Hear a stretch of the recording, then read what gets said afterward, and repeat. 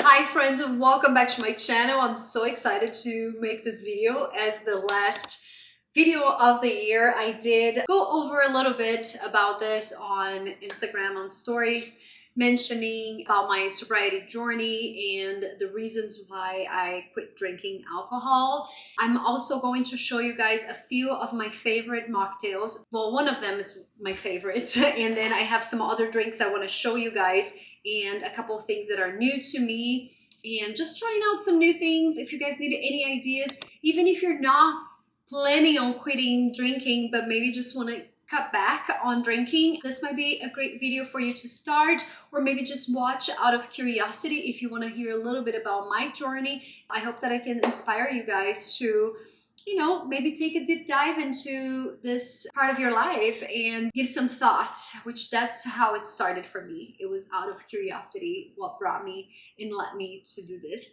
So if you guys want to know my why, my how I did it, and the benefits of it, along with the mocktails, just keep on watching.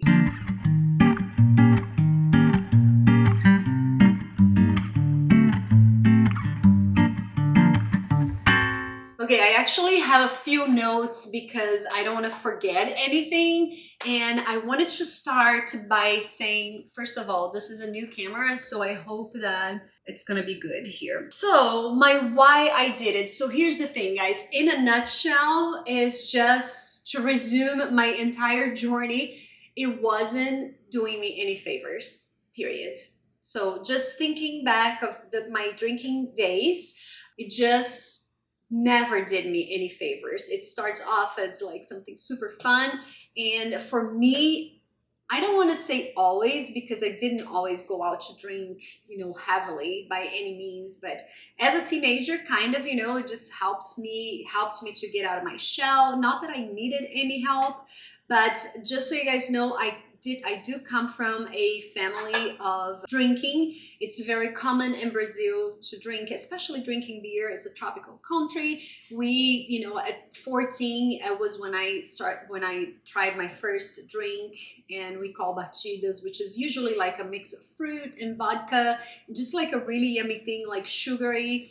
And next thing you know, you are really enjoying those things and doing really stupid things. But anywho, I'm not here to judge anybody. I'm just here to tell you a little bit about my journey and my why. So the biggest why was it wasn't doing me any favors. The second biggest why is my kids are teenagers, and if I'm showing them that I can only have fun when I'm drinking, or if I have a glass in my hands, what kind of message am I sending to them? And most kids don't care, you guys, and I'm not saying that every child is paying attention to this. It was just becoming something more of, hey, you do it, why can't I do it too? And they're not even in like drinking ages. So it's just something to think about. When I was 14 and I started smoking cigarettes in Brazil, that was one of the biggest things that I told my dad, because he didn't want me to smoke. But I'm like, well, you smoke, and you smoke in here with the windows closed in the car and in the living room. We're all sitting, watching TV, and you pop up the cigs, like, so how do you expect? And it was really, he was like, you're right. So don't expect me to finance your addictions. That's what he told me. So meaning, if you want to smoke cigarettes, then get a job and pay for your own cigarettes, which, fair enough. But that's kind of how we think. And mind you, back in the day, we didn't have any social media, no internet connection, nothing like this. The kids nowadays, they know so much more, or I should say they are opened to so much more. They have so much more information than we did as kids. That's why they're super savvy and mouthy too. So that's another reason why I was thinking, ever since joining a church that I loved, I started fasting on their fasting seasons. Usually they say do something that's challenging for you, and I would always pick drinking because it would be a 21-day streak of sacrificial fasting, which means you can cut back on sugar, you can cut back on whatever else. I've done the social media thing in the very beginning when I started fasting about 7 years ago. And then when it became my job, I just realized maybe I shouldn't be doing this. But I looked for other options of things that I could do that were equally or more sacrificial. And alcohol was always one of them, because I Honestly, guys, I have fully enjoyed my drinking days and I loved it. I love a glass of wine still to this day. Like, it is one thing that it's tempting to me because not so much the cocktails, but the social aspect. And sometimes for me, it's even harder when I'm like watching a movie, not right now, but in the beginning, it was the hardest thing. It was to sit down to watch a movie without having a glass of wine because that was my unwind time. It was when I loved sitting down watching something and having my little glass of wine. It was just like my reward of working really hard that week. So that said, I really did enjoy drinking, and so that was the sacrificial part of it. Since I knew it was only 21 days, I knew that I was going to go back to it once those days were over. So I've always done, for the last, like, I want to say 4 or 5 years, I've done the alcohol fasting, and twice a year I would do. So that was when I started noticing that my mind was clear, I was sharp, I was not waking up, never worrying about the hangovers and this and that. And so I'm like, this is good, but I can never do without it. It didn't even cross my mind ever that I would actually make the decision of not ever drinking again. So, which, by the way, guys, I'm not saying this. I don't know what tomorrow holds. This is something I would like to explore further, and I am really enjoying this. I feel like when you've come, the first 2 months, honestly, when you are exposed to all of the situations in your life, or most of them, like going out with your friends, doing the movie thing or whatever situations that require you to drinking, it's so ingrained in our social life. The mommy juice, it's like the girls' night out, it always has to involve drinking. And it feels really weird when you're not in it. Or just like, I actually just got a message yesterday, oh, I guess we're just gonna have to go out for drinks. I was talking to someone about something, this lady, and I was just like, how do you say, oh, I'm not drinking? You sounded like the most boring person ever. So after you get over those 2 first months, I'll tell you, it becomes second nature and you don't even think about it. But back to my why. The effects of alcohol in myself, like after a certain age, my hangovers were massive. And I mean, you guys, if I would have 2 glasses of wine, I would have a headache the next day, the whole day. So I don't know if it's just something myself, and I'm like, I try to keep on drinking water and just try to drink like as little as possible. However, I'll tell you this, my nature is like, I really like it, and I would just keep on drinking. I'm the person who's like, let's have one more. I'm the person who's like telling everybody else, what? Wait, what? You're not drinking? Why? Because I'm just excited. This is part of my personality. I'm like, I want everybody to be having fun with me. And so I can see, looking back now, how damaging that was for other people around me and for myself too. It just feels like I can only have fun if everybody is drinking with me. So once I realized that it wasn't doing me any favors, that my hangovers were massive, even after just 1 or 2 drinks, I would have sometimes, if I did drink heavily or heavier, you talk about like a whole 3 or 4 days of just not being able to function properly, and like how many times I wasted myself sleeping on the sofa with kids around me wanting my attention and needing me, and I'm just too hungover to do anything. Times where I'm like, I could have been working and producing and making money and, doing something to add on to the family life, and I couldn't because I was hungover. The times where I like made a fool of myself, or did things or said things that were really stupid, I'm like, I could have done without it. The times where I was driving and I shouldn't have been driving because I was too intoxicated to drive also played a part. So what I recommend is like, just make a little list. If you're wondering about this and why would you do it, make a little list of like things that you feel like alcohol does to you that you don't like about it. I think that that's helpful to have like a visual focus like that. The next, we go into the how. How is really important, you guys. I read this book and I tried to find it and I couldn't. It's just, my house is really chaotic because we're leaving literally like in 2 days for the holidays and it's just upside down. So it's called The Naked Mind, or This Naked Mind. I will have the title below in the box, and hopefully a little link for you too. I just got it on Amazon. It talks about, she challenges you to just read the book. You don't have to quit drinking while you're, reading it. So keep on drinking and just read the book, because that really changed my perspective. I actually read that after I made the decision of I wanted to take a break. I didn't know it was like how long it was going to be, but I'm like, I don't want to be drinking. I want to give myself a really good like 3 months without it. So read that, lots of insights. I don't want to give in too much, but like what alcohol does to our bodies, and how we often talk about drugs and alcohol, but really alcohol is a drug.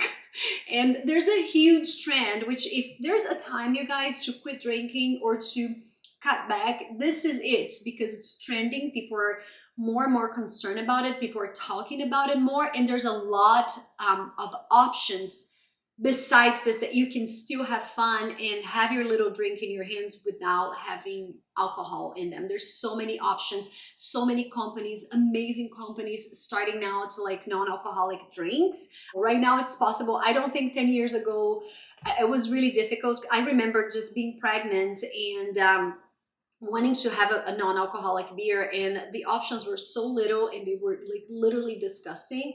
So right now there's like beer that tastes just like non-alcoholic beer that just tastes just like a regular beer, like the Heineken Zeros are my favorites. And so that said, there's like, the time is now if you want to do it. Another thing I fully recommend is for you guys to get podcasts, like have access to podcasts, YouTube videos, listen to people's sobriety journeys. That in the beginning was very inspiring to me, because I'm like, you hear people like Kat Von D, like how she did it and how she came into a place. A lot of them are like really people that had a problem with alcoholism that decided to quit, but some other, like a handful of people just were like me, like, hey, I'm not a full-on alcoholic, but I know that I love alcohol too much, and it could lead it on to the next step. And as I mentioned, alcoholism does run in my family. It's not something so open as like a person passing out or something like this, but like, and I don't want to get into too much because it's personal. It's not the people here who are trying to say, so they can defend themselves. So all I'm trying to say is that some of them cannot ever have fun without having a glass. And I have, my sister actually struggled with drug problems in the past, and she finally made the decision of quitting drinking too back in July, and I quit on August 1st, which I wouldn't say relapses. I had 2 occasions where I drank, which I'm going to go over it with you. But it was really inspirational to me to be like, I want to be there and support her, because she's been through a lot, and she quit drinking, and it's really hard to go into family gatherings where everybody else is drinking and she can. So I wanted to be that supporting take on the supporting role. Now, mind you guys, you don't have to do this, don't feel like you have to. I have heard from like survivors or people who are like drug addicts recoveries and alcoholics recoveries that said, it's not your problem. Like, you can do whatever, they need to deal with it. Like, people who have the problem, they need to deal with, and maybe even remove themselves from situations where they think that they could be tempted. So I'm not trying to put the responsibility on anybody. This was just one more of the reasons why it made me look into my habits and whether I wanted to continue them or not. So that's another thing. Podcasts, books, Instagram accounts that have sobriety. There's a lot of them, you guys. A lot of like Instagram accounts that are about the non-alcoholic. So Optimist is a brand that I just came across. I'm actually going to be trying this with you guys today. This is a tequila mezcal, which is one of my favorite drinks. Is a spicy margarita, and you can make them with a mezcal tequila that's non-alcoholic. I'll go over that too. There's brands of Shirley is another one that I'm going to try, non-alcoholic wine. But I'm getting a little too ahead of myself. I'm going to go over them in a minute. Like I said, in the beginning, it's just really helpful to go and really dive deep into books and and podcasts and YouTube videos and, testimonials from people before and afters and all of that, just to give you a little like, hey, I can do this, I can do this, I can do this, because it is so hard in the beginning, especially if you do enjoy drinking. So for some people, it's just really easy, good for you. Some others are harder and they are gonna have relapses too. The benefits for me have been no more hangovers, you guys. I am functioning every single day of my life. I love waking up. I wake up happy, not always, but at least I'm not blaming something, like, oh, I drank too much last night. I was filled with regret every time I drank too much, that I'm like, why did I do this? I knew I should have stopped, on the second glass. Why did I keep on going? And so things like that, I don't have that anymore. I am clear-minded. I can plan my days and know that I'm going to be there. Obviously things happen. You might get sick, or you might, I'm not saying you can always keep your plannings, but you're more likely to do so. No more Ubers, no more worry about who's gonna pick me up, who's gonna take me there, who's gonna na. I can drive myself everywhere, and I can very well drive myself back and not worry one single moment that I'm gonna get pulled over, or that I'm, God forbid, hit somebody on a crash or anything like this. So that was huge for me, because it was a constant thing, like, who's gonna pick me up, who's gonna should I Uber, which is super safe, you guys. Highly recommend you Ubering. You don't want to get caught drunk driving.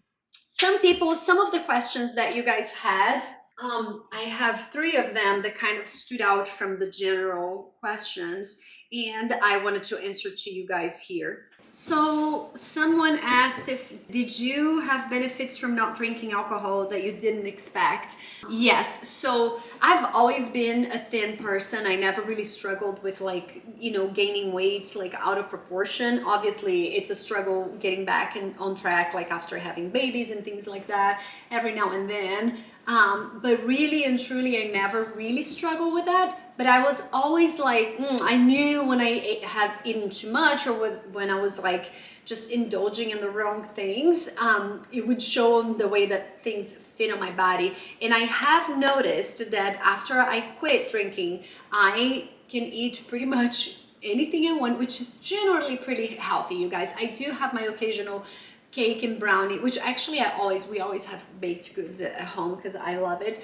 I don't eat them every day, but we have them like once or twice a week. I haven't really watched what I was eating, and my weight has remained pretty steady for the time being. I don't feel any bloatness.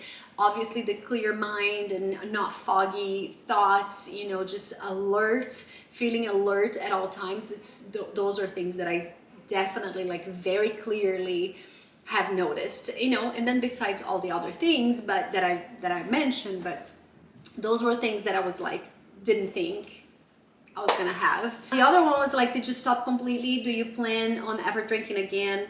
And this person's actually sober since January 14th, and she says forever. So this question is so funny because I was at a little social gathering the other day, actually a couple weeks ago or a week ago, and one of my good friends was like, so are you still dry? And I'm like, yes, and I actually think it's gonna be a forever dry. I'm not looking forward to ever drinking again, which, like I said, I don't know what tomorrow holds, you guys. But I'm not missing it, and so I don't know. So here's a little bit of what happened. So August 1st, I decided to quit. It was like another fasting season was starting on church, and that actually was a praying season. But I also fast in August too, because it's coming from summer, and summer is usually when I'm super indulging in drinking. So I'm like, I need to stop right now and give myself a month. So instead of the 21 days that are usual for fasting, I decided to quit for a whole month. And the whole month went by, and then I'm just like, I'm gonna keep on going. So September, I can't remember which day of September, but I know it was maybe 10th. Yeah, 10th, because it was, or 9th. I remember I was 40 days sober, and I was in New York with my daughter Bella. And I was like, you know what? I think I want to have a drink, like a glass of wine with dinner. Nothing wrong with that. And so I did, and I just remember thinking, okay, I could have done without this. It was not necessary. Mind you, I went to like a Botanicals, I think it was a vegan restaurant, and their juice was like their juice. Well, their grape juice, fermented grape juice, that's what wine is. It was super clean, and that's what it made me think, oh, this is better than the wine, out there, so I'm gonna do it. So drank and just felt like, but it was kind of like, okay, nice, it was fun. Never, that's okay.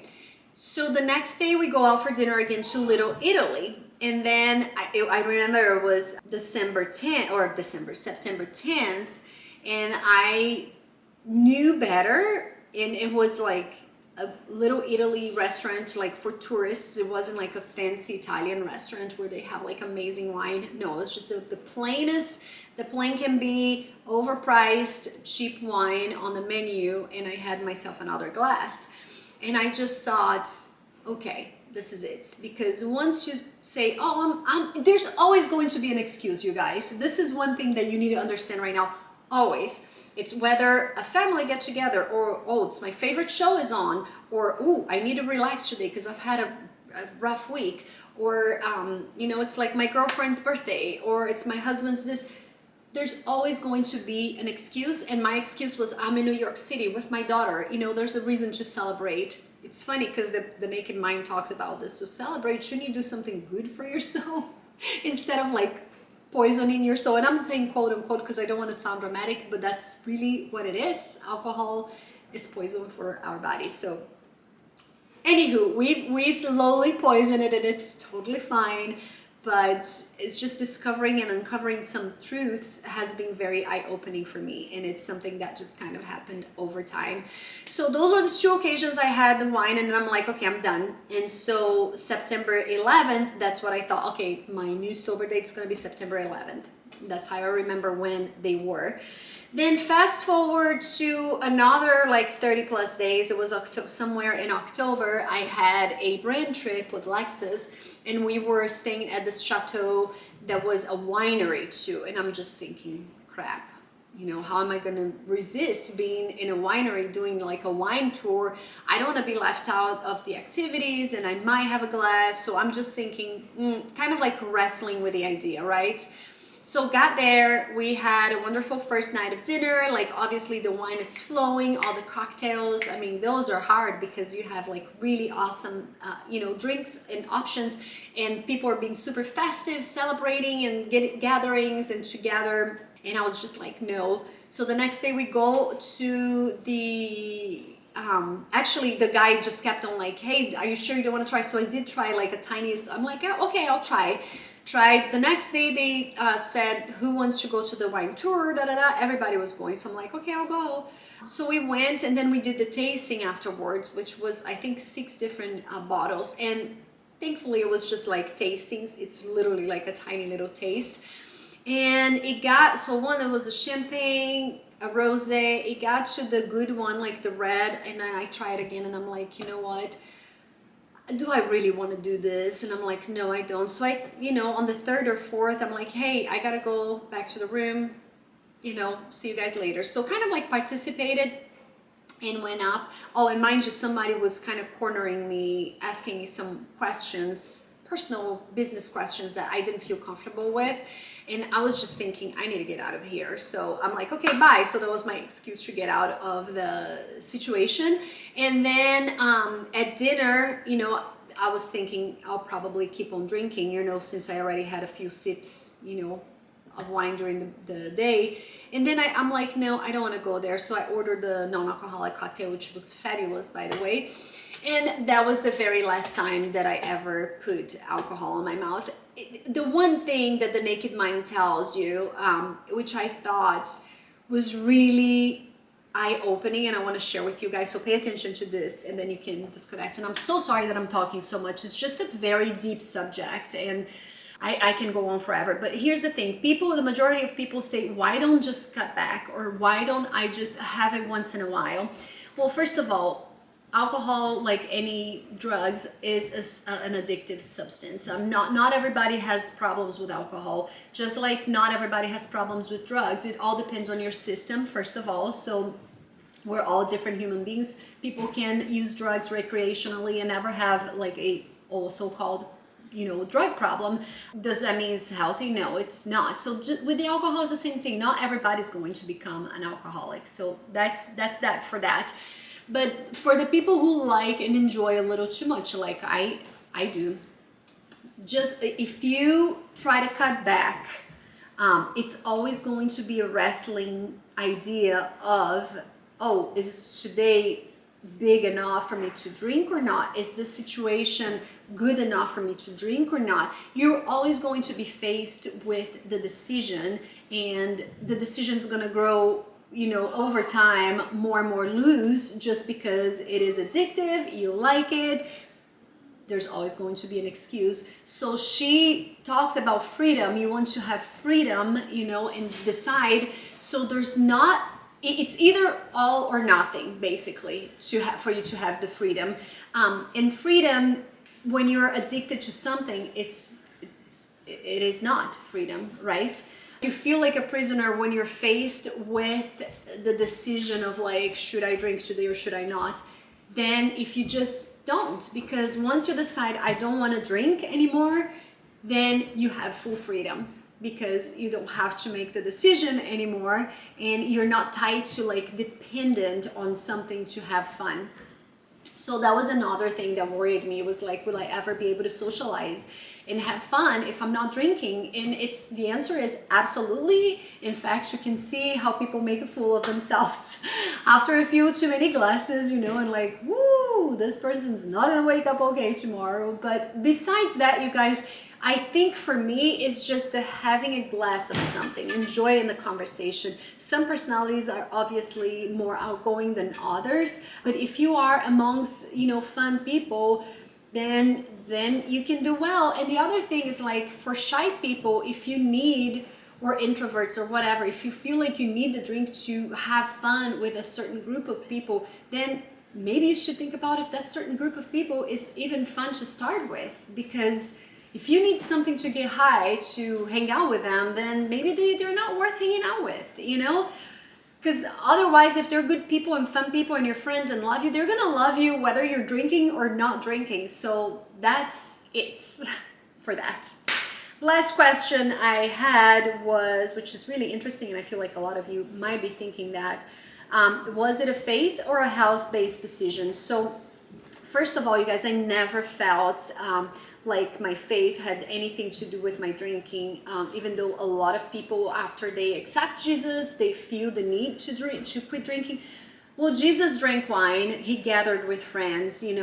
Wine is something celebratory throughout the entire Bible. So I really don't think that there's nothing in the Bible that says do not drink alcohol. However, there is something that says do not get drunk on wine, because Jesus can come back at any day, and he says, I want you to be ready for when I'm back and have a clear mind and make good decisions. And that's just forever. Like, we want to have clear minds to be able to function and make good decisions in our everyday. So that was an interesting perspective of, like, he doesn't say don't drink, he does say don't get drunk. So that was the difference. So for me specifically, was purely health and the message that I was passing on to my kids. Because like I said, I drink, and I've drunk, I have had a lot of episodes where I drank too much, and it just wasn't a good look on my kids. And it's just the mom I want to keep on being. No, it's not. I've been this mom for 16 years of my life. I no longer want to go there. I feel like I can do better, and it's never too late. I want to enjoy life fully and beautifully, and all the experiences, and not have to depend on alcohol to have fun. So that was my spiel about my journey with sobriety. I can't even remember how long it's been since the Lexus trip, but probably a couple months, because it was beginning of October, so November, December, January here in Brazil, it's going to be 3 months. And honestly, this has gathered me up. It made a really good solid foundation for me to be able to go to Brazil, which I'm sure people are going to be drinking every day. It's vacation, summer, where I'm not anxious. I don't feel like, shoot, am I going to feel tempted? I'm already thinking about all the other amazing drinks I'm going to be making. So guys, real quick, I decided to do the mocktails on a separate video. Otherwise, this is going to be an hour long. They are both going to go live at the same time. So make sure to go in the box below and click on the other link to go see the mocktails video. Thank you so much for watching. Thank you for your love and support. And like I said, I hope that this video was inspiring to you. So thank you so much, you guys. Happy 2022. Hopefully to a more clear-minded year, you know, that we can exercise our full potential. Um beijo. Tchau, tchau.